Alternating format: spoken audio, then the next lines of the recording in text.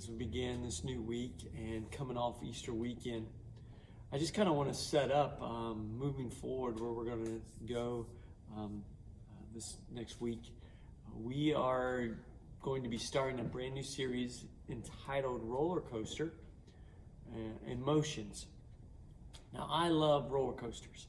Now, of course, it's been a long time since I've been on a roller coaster, especially through the pandemic and everything, but I love roller coasters. And when you ride a roller coaster, you experience a lot of different emotions. And so that's kind of where we're going to go with this this new series we're going to be starting. So let me kind of set the stage for you. We, or should I say several months ago, or a few months back, I was in a discussion with someone about heaven. Now, I don't really recall how we got on the subject, but we were talking about heaven and really started to talk about this whole idea of emotions in heaven and kind of the idea that there won't be pain or crying or different things like that. We started discussing it. The individual I was talking with, they kind of looked at me and said, you know what, that's I don't like that. That doesn't get me excited. And they went on to share with me that, although, we don't like to be in pain and we don't like to cry and we don't like to hurt, that's part of the emotions that God gave to us, that God created. And I had to stop. And I didn't have an answer for that.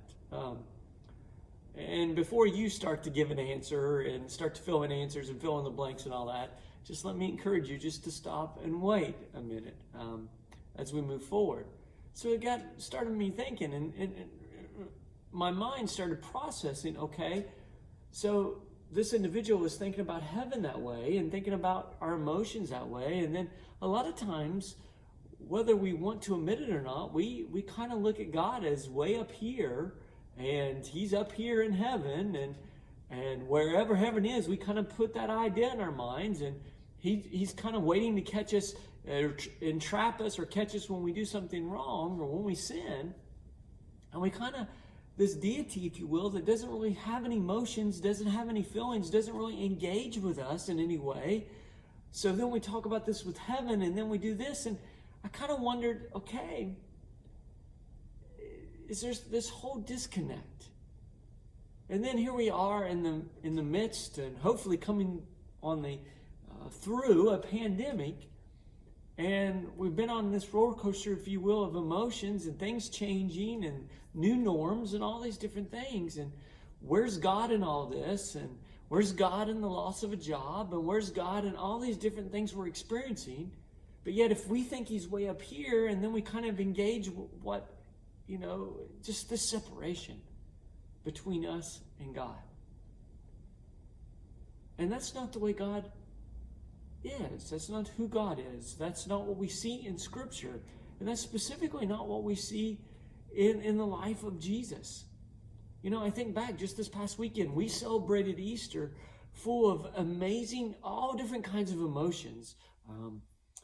Maybe for some, there was sadness. For others, there's joy. For others, there's this conflict or different things like that. But the experience of emotions, and overall, just the celebration of the church, whether it be celebrating outside and worshiping outside, celebrating inside, celebrating online, celebrating as families, going out to eat, picnics, all these different things, all full. But the question is what does God feel through all this? What was he feeling? What's his emotions as his church, as the bride celebrates the resurrection of Jesus, designated on this specific past weekend? What's God's emotions? And God does have emotions, and he has feelings. So all that is said to kind of set up where we're going this upcoming weekend with our new series, Roller Coaster Emotions. We're going to look at the emotions of God through Jesus and just kind of lay all that out for us over the next several weeks. So I want to encourage you, whether it be online or in person, this is your invite to come and be a part of worship with us.